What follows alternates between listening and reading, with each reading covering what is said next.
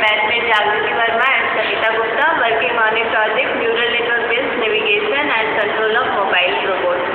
Our robot is an autonomous mobile robot that works according to the program installed in the microcontroller of the robot. This works on neural network, which is also known as artificial intelligence, which makes the robot to move without the help of any remote control.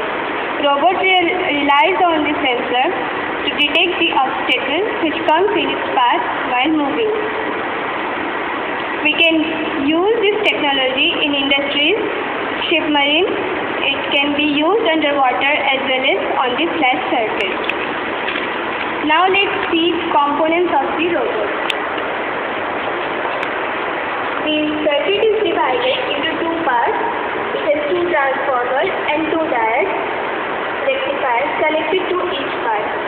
The transformer converts AC to DC, then passes it through the rectifier, which protects the voltage from reversing and gives supply to the microcontroller and the relay.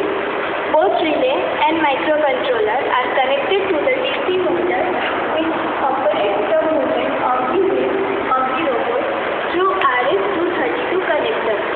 It has a pair of sonar sensors, LCD, different ICs, capacitor, resistor, etc.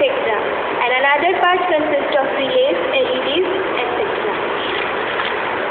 Now we will show you the working of the robot. The robot works on the principle of neural network, which is made up of artificial nodes.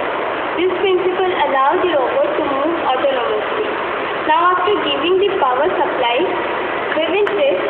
we will press the start button and the robot will start moving in the forward direction. It will move in the same direction